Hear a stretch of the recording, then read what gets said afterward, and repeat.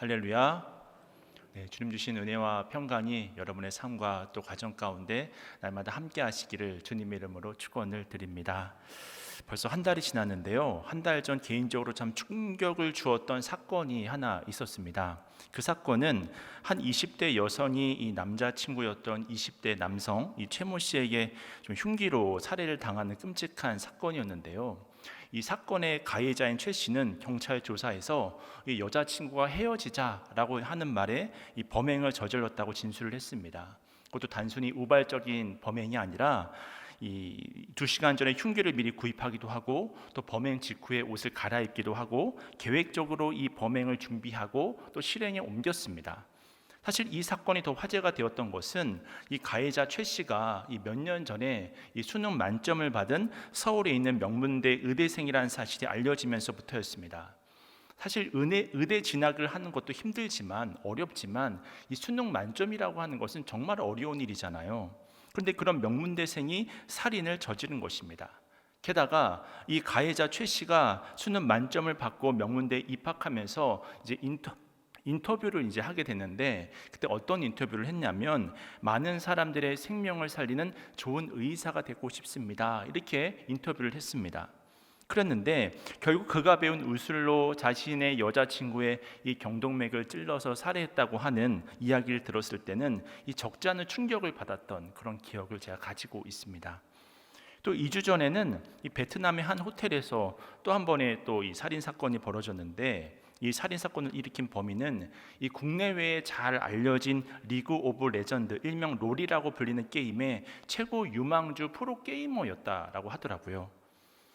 그리고 또 몇 달 전에는 우리나라에서 이름만 대면 알만한 그 유명한 배우가 이 마약류 약을 먹은 것을 계기로 스스로 목숨을 끊기도 하고요.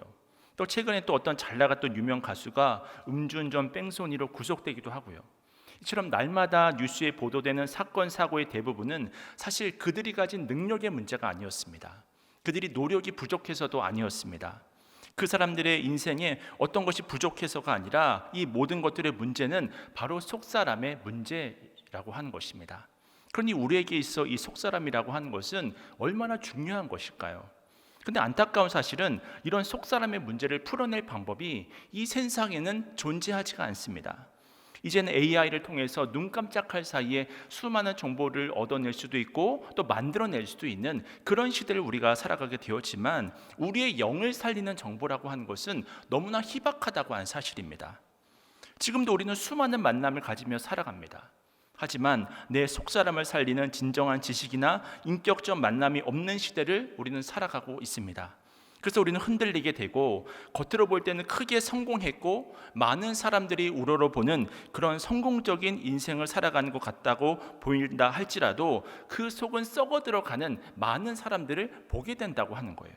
그리고 이런 사람들은 우리 가정에도 있고 우리 이웃 중에도 있고 교회에도 있습니다. 그렇다면 이러한 시대와 사람을 향한 이 교회의 역할은 무엇일까요? 우리들은 도대체 무엇을 위해서 기도하며 살아갈 수 있어야 하는 것일까요? 오늘 본문의 사도 바울은 에베소 교회 교인들을 향해 지금 편지를 쓰고 있는데 이 1세기 도시 에베소는 아시아 최대의 무역 도시여서 돈이 넘쳐나는 곳이었습니다. 그에 반해서 에베소 교회는 매우 작았고 그리고 대부분의 성도들도 이 노예로서의 삶을 살아가고 있었습니다. 그 당시 에베소 안에는 길드라는 노동조합이 있었지만 이들은 대부분 여기에서조차도 소외가 되었습니다. 그럼에도 불구하고 에베소 교회는 믿을 수 없을 정도로 그 도시의 영적 부흥을 일으켰고 또 복음을 전파했고 말씀을 온전하게 묵상하기 위해서 힘썼었고 그리고 1세기 교회들을 견인하는 강한 교회로 성장하게 되었습니다. 그 이유 중에 한 가지가 바로 무엇이냐면 오늘 바울이 우리에게 전해주고 있는 기도 덕분이라고 하는 거예요. 바울은 에베소서 1장부터 3장까지 하나님의 생명을 예수님을 믿는 자라면 누구든지 얻을 수 있는 길이 열렸다고 이야기를 하면서 복음의 비밀을 에베소서에서 풀어냈습니다. 그리고 교회는 그러한 복음의 비밀을 전하도록 부름받은 것이라고 설명을 했습니다.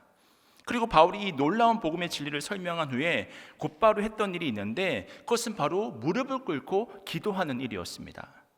사실 이스라엘 사람들은 보통 서서 기도를 하거든요.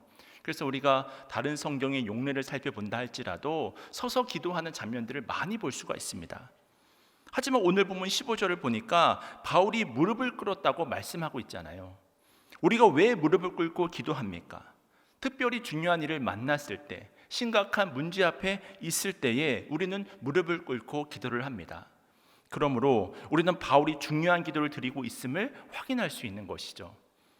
그리고 그 중요한 기도의 내용이 바로 16절에 나와 있는데요. 우리 다 함께 에베소서 3장 16절 말씀을 함께 읽겠습니다. 시작. 그의 영광의 풍성함을 따라 그의 성령으로 말미암아 너희 속사람을 능력으로 강건하게 하시오며. 앞서 말씀드렸듯이 지금 에베소는 겉으로 볼 때는 이 부족함이 없는 그런 풍족한 지역이었습니다. 이 도시 한복판에 있는 에베소 교회 교인들을 위해 사도 바울이 제일 먼저 기도한 것은 어떤 기도였냐면 속사람을 강건하게 해달라고 하는 기도를 드리고 있다고 하는 거예요. 왜 이렇게 기도했겠습니까? 속사람의 강건이라고 하는 것이 그 어떤 기도 제목보다도 중요했었기 때문입니다. 사실 바울은 지금 감옥 안에 있는 상황입니다. 그래서 어떻게 보면 바울 자신에게 있어서 가장 시급한 기도 제목이라고 한다면, 사실 제 수준이라고 한다면 빨리 이 시급하고 급하게 이 감옥에서 나오는 것일 수 있었습니다. 그래야 교인들도 마음이 편하고 바울도 계속해서 복음을 전할 수 있는 것이잖아요. 근데 바울은 이런 현실적인 기도는 중단하고 성도들의 속사람이 강건하게 해달라고 하는 그런 기도를 지금 드리고 있는 것입니다. 그렇다면 속사람이란 도대체 무엇이길래 바울은 이렇게 기도하면서 강조를 하고 있는 것일까요? 우리가 잘 아는 고린도후서 4장 16절 말씀은 속사람에 대해서 이렇게 증거하고 있는데요. 고린도후서 4장 16절 말씀입니다. 그러므로 우리가 낙심하지 아니하노니 우리의 겉사람은 낡아지나 우리의 속사람은 날로 새로워지도다. 이 말씀을 보면 겉사람과 속사람이 나오잖아요. 예수님을 믿는 사람에게는 당연히 또 겉사람도 있지만 또 하나 있는 것이 있는데, 그것이 바로 무엇이냐면 속사람이 있다고 하는 것입니다. 그렇다면 속사람은 무엇일까? 우리가 창세기 2장 말씀을 보면 하나님께서 태초에 우리를 만드셨을 때부터 사실은 속사람이 있었음을 확인할 수 있습니다. 창세기 2장 7절 말씀입니다. 여호와 하나님이 땅의 흙으로 사람을 지으시고 생기를 그 코에 불어 넣으시니 사람이 생명이 되니라. 아멘. 여기서 이 생명이라고 하는 것은 생명이 있는 영이라고 하는 뜻을 가지고 있는데요. 우리 사람이 동물하고 다른 것이 무엇이 있겠습니까? 우리는 단순히 겉사람만 있는 존재가 아니라 원래부터 하나님께서 우리를 창조하셨을 때부터 영적인 존재로 우리를 창조하셨다고 하는 거예요. 이 영혼 속에 하나님의 생명력이 들어오게 되었고 이 영을 일컬어서 속사람이라고 이야기를 하는 것입니다. 그러나 안타깝게도 아담이 죄를 범함으로 우리가 죄의 오염이 되게 되었잖아요. 그래서 이제는 우리의 영혼 속에 하나님의 생명력이 들어올 수 없게 되었습니다. 다시 말해 생명력이 상실되었고 죽음으로 향해 가는 그런 인생을 우리가 살아가게 되었습니다. 그래서 죄인으로 태어난 우리는 우리의 육체라는 껍데기는 있지만 생명력을 다 잃어버린 죄인으로서 그 어느 누구나 예외 없이 태어나게 되었습니다. 근데 예수님을 믿을 때 무슨 놀라운 일이 생깁니까? 바로 하나님의 생명력이 다시 우리 영혼 속에 흘러 들어오게 되는 거예요. 하나님의 의가 흘러 들어오게 되는 것입니다. 그래서 죽었던 우리 영혼이 살아나게 되는 것입니다.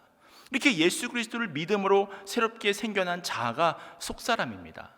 그리고 이 속사람은 영적으로 하나님과 연결되어 있기 때문에 하나님의 생명력이 계속해서 위로부터 부어주시는 그런 폭포수와 같은 은혜가 한량없이 계속해서 흘러 들어오는 거예요. 부족함이 없이, 모자람이 없이 넘치도록 흘러 들어오는 것입니다. 그렇게 하나님의 생명력이 흘러 들어오다 보니까 바로 이 사람이 속사람의 강건을 통해 믿음이 자라게 되고 인격이 자라게 되고 예수 그리스도의 장성한 분량을 닮아가게 되는 것이죠. 그렇기 때문에 이 시간 여러분이 진실로 예수님을 내 인생의 구주와 주님으로 영접하셨다면 이미 여러분 속에는 속사람이 있음을 깨달으시길 축원을 드립니다. 그렇습니다. 이 은혜가 얼마나 귀한 것일까요? 그렇다면 우리 속에 생겨난 이 속사람이라고 하는 것은 완전한 것일까요? 아쉽게도 그렇지가 않습니다. 만약에 우리의 속사람이 처음부터 완전했다면 성화의 과정이라고 하는 것은 필요하지가 않겠죠. 그래서 이 속사람도 우리와 함께 이 세상을 사는 동안에 늘 시험을 만나게 되고 늘 유혹을 만나게 되는 거예요. 그래서 여러분이 잘 아시는 로마서 7장 22절 이하에 나타난 사도 바울의 고백을 한번 살펴보겠습니다.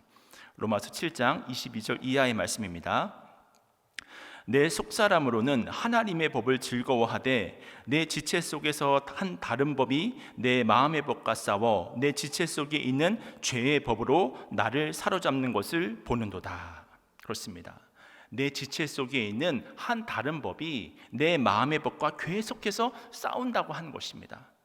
이처럼 위대한 사도 바울조차도 시험을 받고 유혹을 받는다고 한다면 하물며 우리는 더하면 되지 못하지는 않다고 하는 것입니다. 사실 우리가 잘 아는 엘리야도 바알과 아세라 선지자와의 그 싸움에서 갈멜산의 전투에서 이 850대 1의 싸움을 승리하고도 이 이세벨의 위협 앞에서 로뎀나무 아래에서 죽기를 청하잖아요. 다윗도 마찬가지고요. 얼마나 많은 사람들이 무너졌습니까? 마찬가지로 지금도 마귀 사탄이 우는 사자와 같이 삼킬 자를 찾고 있고 끊임없이 우리를 유혹하고 있기 때문에 우리는 섰다 하는 순간 매 순간 넘어질 수 있다고 하는 생각을 가지고 살아가야 하는 것입니다. 그런 의미에서 우리의 속사람이라고 하는 것은 장성한 존재가 아니라 어린아이로부터 시작한다고 성경은 증거를 하고 있습니다. 고린도전서 3장 1절 말씀입니다. 형제들아, 내가 신령한 자들을 대한 것 같이 너희에게 말할 수 없어서 육신에 속한 자 곧 그리스도 안에서 어린아이들을 대함과 같이 하노라. 이렇게 속사람은 어린아이부터 시작하기 때문에 우리는 무엇을 해야 되냐면 날마다 하나님의 말씀을 먹어야 합니다. 그 먹은 말씀을 붙들고 또 기도해야 합니다. 그때 오늘 주일 예배 말씀처럼 하나님의 말씀에 붙들린 삶을 우리가 살아갈 수 있는 것입니다. 그렇게 주님과 친밀히 교제하면서 자라나야 하는 거예요. 그래서 요한계시록 3장을 보면 요한이 이 라오디게아 교회에 편지하며 이렇게 말을 합니다. 요한계시록 3장 17절 말씀입니다. 내가 말하기를 나는 부자라 부요하여 부족한 것이 없다 하나 내 공고한 것과 가련한 것과 가난한 것과 눈먼 것과 벌거벗은 것을 알지 못하는도다. 이처럼 사도 바울은 너희가 눈먼 것과 벌거벗은 것을 알지 못한다고 증거하고 있습니다. 이 말은 예수 믿는 속사람도 병들 수 있음을 말해주고 있는 것입니다. 그렇기 때문에 우리는 우리의 속사람을 세상의 유혹과 시험 앞에서 흔들리지 않을 수 있는 강한 속사람으로 만들어내야 하는 거예요. 또한 어린아이의 모습을 벗어버리고 그리스도의 장성한 분량을 끊임없이 닮아가야 하는 것입니다. 그렇기 때문에 사도 바울은 자신이 드릴 수 있는 수많은 기도 제목이 있었을 거잖아요. 자신의 기도 제목도 있을 수 있고 다른 사람을 위한 중보 기도들 중에서도 여러 가지 기도 제목이 있을 수 있었지만 가장 먼저 어떤 기도를 드리고 있는 것이냐면 속사람의 강건함을 위해서 특별하게 기도하고 있는 것입니다. 근데 사실 이와 같은 우리의 기도는 현실적인 기도와는 좀 멀어 보이잖아요. 왜냐하면 지금 당장 필요한 것이 많이 있기 때문입니다. 지금 당장 급한 기도 제목이 있기 때문입니다. 지금 당장 학생들은 대학 진학에 대한 문제가 걸려 있죠. 또 청년들은 취업에 대한 문제라든지 결혼에 대한 문제라든지 진로에 대한 문제들을 가지고 있죠. 또 우리는 앞으로 살아가면서 얼마나 많은 물질의 문제 또는 관계의 문제 또는 건강의 문제, 먹고 사는 문제, 또 자녀의 문제 등 앞으로 기도해야 될 얼마나 많은 기도 제목들이 있습니까? 또 이 저녁 예배 자리에 나오신 여러분들은 얼마나 많은 기도 제목들을 가지고 이 예배 자리에 나오셨나요? 사실 우리가 이런 기도 제목만 붙들고 기도한 것만으로도 시간이 부족한 것이 사실이지 않습니까? 하지만 사도 바울은 이런 우리의 상황과는 별개로 속사람의 강건함을 위해서 집중하여 기도하고 있음을 확인할 수 있습니다. 왜냐하면 이 속사람의 강건함이 영혼의 면역력을 길러주는 그런 역할을 하기 때문입니다. 우리가 때때로 심하게 몸이 아플 때는 이 우리 몸의 잘못된 세균을 없애기 위해서 무엇을 투여하냐면 항생제를 투여하게 되거든요. 그래서 감기약을 먹으면 빨리 몸이 낫게 됩니다. 근데 이 항생제가 좋은 기능만 하는 것이 아니라 때로는 정상적인 세균도 죽여서 결국 몸의 면역력을 떨어뜨리기도 한다고 하더라고요. 그래서 의사 선생님들이 아프다고 무조건 항생제를 주는 것이 아니라 그 정도에 따라서 항생제를 주기도 하고 안 주기도 하잖아요. 또 우리 몸에 통증이 심하게 왔을 때 이 스테로이드와 같은 소염제를 처방을 받게 되면 통증을 빨리 잡을 수 있습니다. 근데 문제는 이 스테로이드를 여러 번 또 맞다 보면 몸의 면역력을 현저히 떨어뜨려서 자생적으로 치유되지 못하게 하는 역기능도 가지고 있는 것이거든요.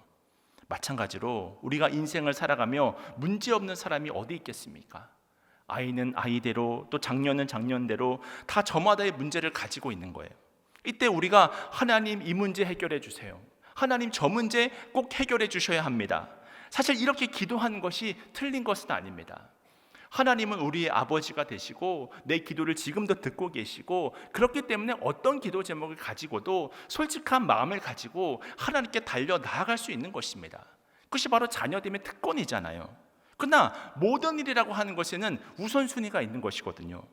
이런 문제를 위한 기도보다 더 중요한 것은 우리 속사람의 체질이 강해지고 면역력이 강해지는 것입니다. 그러면 다른 악한 병균들을 이길 수 있는 자생력이 생기는 거예요. 이처럼 우리 영혼의 면역력이 강해지기만 한다면 하나하나의 문제를 해결하는 것보다 이 강한 면역력 때문에 문제가 안 생길 수 있습니다. 더 정확히 말하면 문제가 문제처럼 안 보일 수 있습니다. 때로 문제가 왔을 때 대처할 수 있는 힘을 가지게 됩니다.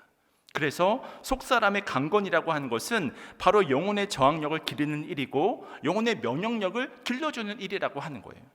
그래서 우리에게 주어지는 그 어떤 문제도 극복할 수 있는 힘이 주어지기 때문에 이 속사람을 위한, 이 강건을 위한 기도라고 하는 것은 너무나 중요하다고 하는 것입니다. 그래서 예수님도 관심을 가졌던 부분이 이 속사람의 강건입니다. 한 번은 예수님께서 제자들에게 기도를 가르쳐 주신 일이 있었는데, 이 내용은 너무나도 중요하기 때문에 우리가 주기도문으로 날마다 암송을 하고 있잖아요.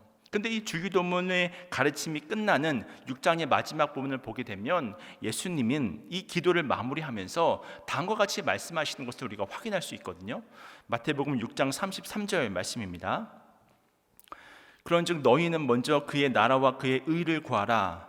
그리하면 이 모든 것을 너희에게 더하시리라. 아멘. 여기서 예수님께서 말씀하시는 그의 나라와 그의 의라고 하는 것은 무엇일까요? 이것은 하나님의 의와 하나님의 생명력이 날마다 우리의 마음의 중심 가운데 흘러 들어오도록 하라고 하는 것입니다.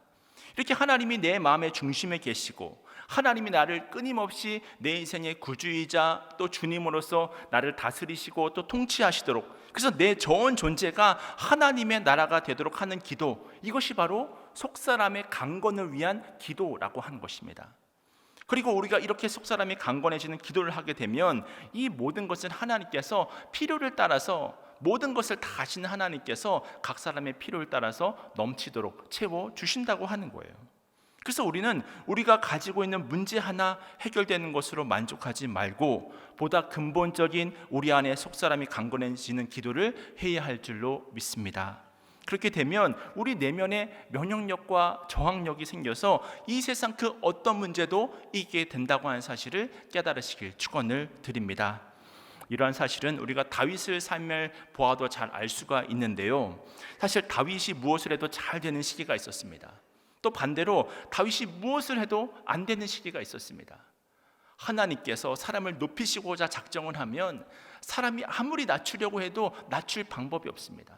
또 하나님이 사람을 낮추시고자 작정을 하면 사람이 아무리 자기 힘으로 높아지려고 해도 높아질 방법이 없는 거예요. 다윗은 예루살렘을 점령하고 언약궤가 예루살렘을 들어올 때 춤을 추면서 언약궤를 봤었던 그런 참된 예배자였습니다. 하나님의 마음에 합한 사람이었습니다. 그리고 만군의 여호와의 이름으로 골리앗을 쓰러뜨렸던 역전의 용사이기도 했습니다. 그래서 사무엘하 8장 6절을 보면 이런 말씀을 확인할 수 있는데요. 그 말씀을 제가 읽어드리면요, 다윗이 어디로 가든지 여호와께서 이기게 하시니라. 아멘. 할렐루야. 하나님이 다윗과 함께 하시니 모든 싸움에서 승리하게 되었다고 하는 것입니다. 다윗이 능력이 있었고 다윗이 지혜가 있었고 다윗이 경험이 풍부했기 때문에 이겼던 것이 아니었습니다. 다윗의 속사람이 강건해졌을 때, 다윗의 속사람이 힘을 가지고 있었을 때 하나님께서 함께 하심으로 어디를 가든 이기게 되었다고 하는 것입니다. 하지만 반대로 다윗이 밧세바를 범하고 또 우리아 장군을 살해하고 그렇게 되고 난 이후에는 어떻게 되었나요? 갑자기 형제가 형제를 죽이는 사건이 일어나게 되고 자신의 충신들이 자신을 배반하는 그런 사건을 경험하게 되고, 또 가장 심각한 사건은 자신의 사랑하는 아들 압살롬이 반역을 일으키고, 또 반역을 일으켰을 뿐만 아니라 다윗은 이미 그를 용서했을지 모르지만 압살롬이 자신의 의도와는 다르게 살해를 당하게 되잖아요. 죽음을 당하게 되잖아요. 그런 아들의 죽음까지도 보게 되어지고 의도와 다르게 모든 일들이 진행이 되어 있는 거예요. 모든 일들이 다 꼬여버리는 것입니다. 그렇게 하나님이 다윗과 함께 하시지 않으니 어디를 가든지 되는 일이 없는 거예요. 이것도 문제, 저것도 문제, 앞을 봐도 문제, 뒤를 봐도 문제, 밑을 봐도 문제, 위를 봐도 문제 속에 사로잡히게 되어버리는 것입니다. 이처럼 우리도 내면의 속사람이 강건해지면 모든 것이 하나님의 은혜로 열리게 되는 줄로 믿습니다.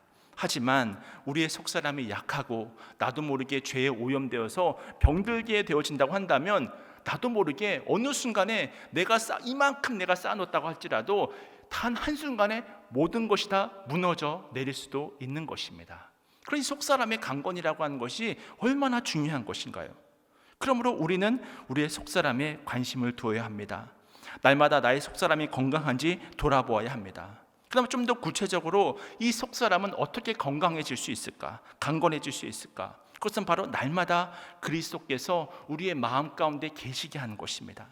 그래서 사도 바울의 두 번째 구체적인 기도 제목이 17절 말씀에 나오는데요. 우리 17절 말씀 우리 다 함께 읽도록 하겠습니다. 시작. 믿음으로 말미암아 그리스도께서 너희 마음에 계시게 하시옵고 너희가 사랑 가운데서 뿌리가 박히고 터가 굳어져서. 사도 바울이 속사람을 강건하게 하는 방법으로 무엇을 제시하고 있습니까? 그리스도께서 우리의 마음에 계시게 하라는 거예요. 사실 우리가 오늘 본문을 보게 되면 삼위일체 하나님에 대한 부분을 확인할 수가 있는데요. 우선 14절과 15절을 보면 기도의 대상이 아버지 하나님임을 우리가 확인할 수 있습니다. 그리고 16절을 보면 우리의 기도가 실현되도록 하도록 역사하는 분이 바로 성령님임을 우리가 확인할 수 있고요. 마지막 17절을 보면 그런 성령의 능력이 우리 안에 거하게 하는 그 방법은 무엇이냐? 바로 그리스도께서 날마다 우리 안에 머물도록 해야 한다고 하는 것입니다. 그 사랑 안에 뿌리를 박아야 한다고 하는 것입니다. 그 사랑의 깊음을 알아야 되고 그 사랑의 넓이를 알아야 된다고 하는 것입니다. 그것이 바로 우리가 매 순간 승리하는 속사람이 강건해질 수 있는 비결이 된다고 하는 거예요. 그래서 이때 예수님이 우리 안에 머무는 방법에는 크게 두 가지가 있을 수 있는데, 먼저는 단순히 나그네로 오실 수 있는 방법이 있습니다. 두 번째는 주인으로 오셔서 거주할 수 있는 방법이 있습니다. 근데 오늘 성경에서 강조하고 있는 것은 잠깐 오셔서 떠나가는 방법이 아니라 우리 속에 계속해서 거주하는 방법이라고 하는 거예요. 끊임없이 잘 때나 때로는 길을 걸을 때나 밥을 먹을 때나 또는 때로는 친구들과 교제를 할 때나 그 어떤 상황이라고 할지라도 예외 없이 교회 안에서만 주님이 머무시는 것이 아니라 일상생활 속에서 모든 삶의 영역 속에서 하나님의 주되심이 드러나야 한다고 하는 것입니다. 제가 얼마 전에 이 평소 교제하던 다른 교회 목사님들과 만나서 좀 이런저런 이야기들을 나눴던 때가 있었는데요. 그때 한 분이 그런 이야기를 하시더라고요. 본인이 한 4년은 헬스장을 정말 열심히 다니면서 관리를 잘 해왔대요. 근데 최근 한두 달 정도 너무나 바쁜 일이 있어서 이제 이래저래 이제 못 나가게 되는 상황이 펼쳐졌다고 하는 것입니다. 그래서 바쁜 일이 정리되면 나가야지 하고 미루고 있었는데 이 막상 다시 또 헬스를 하려고 하니까 이 나가지 않아야 되는 이유를 100개는 찾을 수 있겠다라고 그렇게 이야기를 하더라고요. 그래서 결국은 의지적으로 이 헬스장 앞에 그럼에도 불구하고 내가 다시 한번 운동을 해야겠다라고 하는 마음으로 헬스장 앞에 갔는데 그 앞에서 등록을 할까 말까를 이 20분간을 망설였다고 그러더라고요. 그래서 제가 그 덩치 큰 사람이거든요. 그 덩치 큰 사람이 그 헬스장 앞에서 20분간을 서성였다고 하는 그 이야기를 들으니까 좀 그 모습이 상상이 돼서 좀 웃었던 그런 기억이 나는데요. 그리고 나서 그분이 다시 이야기를 하는데 그렇게 해서 결론은 그럼에도 불구하고 20분간 고민을 해서 헬스장으로 다시 들어갔다고 합니다. 그래서 다시 운동을 하니까 이 몸의 그 세포들이 다시 막 살아나는 것 같은 그런 느낌을 경험을 했다고 하더라고요. 이것은 우리의 신앙생활도 마찬가지입니다. 뭐든지 우선순위가 바르게 되어야 합니다. 신앙생활이라고 하는 것은 절대로 쉬는 것은 없는 거예요. 쉬면은 그냥 그 상태 그대로 머무르는 것이 아니라 저 밑바닥으로 가라앉는 것입니다. 주님이 없는 사람처럼 살아갈 수 있습니다. 그래서 빌 하이메스 목사님이 쓰신 저서 중에 너무 바빠서 기도합니다라고 한 책이 있잖아요. 사실 이 말은 종교개혁자 루터의 고백이기도 한데요. 힘들면 힘들기 때문에 기도의 자리를 지켜야 할 줄로 믿습니다.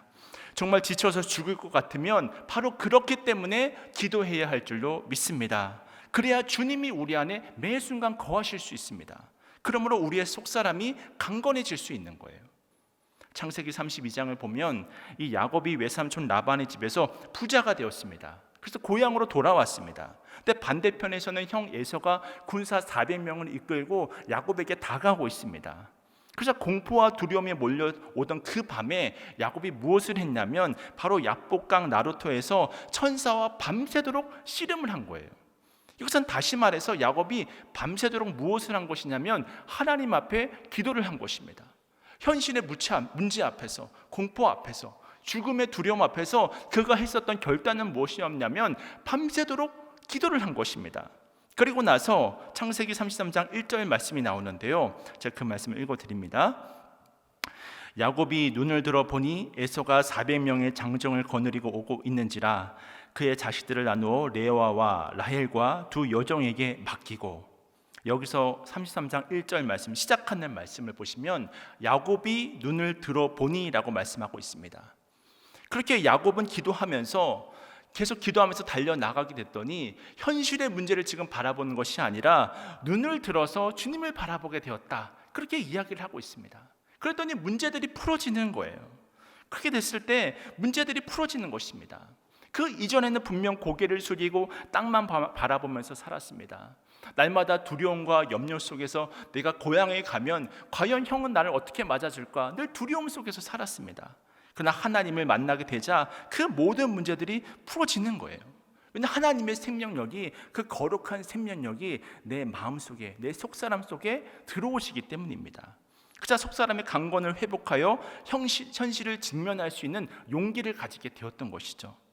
이렇게 예수님이 우리 안에 머무는 시간이 길어지도록 기도할 때 우리의 속사람은 강건해질 수 있는 것입니다. 이제 이야기만 드리고 말씀을 마치고자 하는데요, 제가 얼마 전에 이 유튜브에서 이 유기성 목사님의 한 강의 영상을 보았습니다. 근데 그때 이 목사님이 소개한 한 에피소드가 좀 마음에 남아서 좀 이 시간 소개해드리고자 하는데요, 한 번은 다른 교단의 어느 목사님이 상담을 요청하셔서 만나게 되었다고 합니다. 상담을 요청하신 목사님은 요즘 목회가 너무 어려워서 목회를 계속 해야 되나 아니면 지금 목회를 그만둬야 하나 갈등을 하고 있는 상황이었다고 합니다. 그때 유기성 목사님이 이렇게 물었다고 합니다. 여기 오시는데 얼마나 걸리셨나요? 네, 2시간 정도 걸렸습니다. 그럼 목사님, 저를 만나기 위해 2시간 동안 오셨는데 그동안 예수님 생각은 몇 번이나 하셨나요? 그러자 그 목사님이 잠시 생각에 잠기시더니 생각해보니 한 번도 안 했습니다 라고 대답을 했다는 거예요. 그래서 유기성 목사님이 이렇게 상담을 했다고 합니다.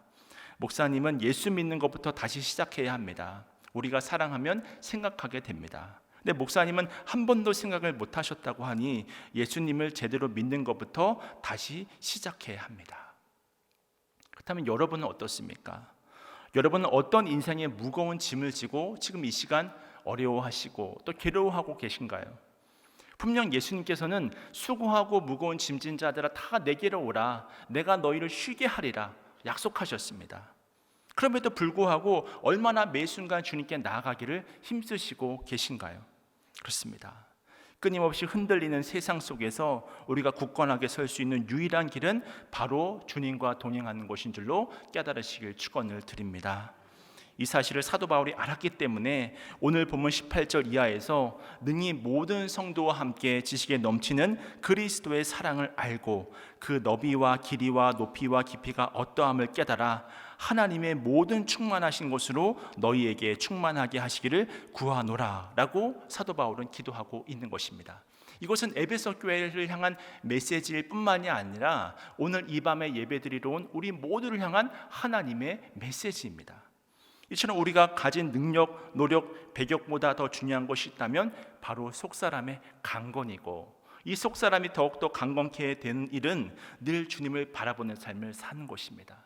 늘 주님이 내 인생의 구주이자 주님이 되셔서 내 삶을 지도하시고 인도하시도록 내 삶의 자리를 끊임없이 내어드리는 거예요. 그때 하나님께서 친히 우리를 선한 길로 인도하여 가십니다. 풍성한 삶을 약속하고 계십니다. 영생의 길로 초대하고 계십니다.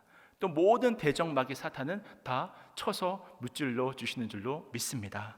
이 사실을 믿음으로 날마다 주님과의 온전한 동행을 통해 늘 승리하는 삶, 이기는 삶을 살아가시는 여러분 모두가 되시기를 주님의 이름으로 축원을 드립니다.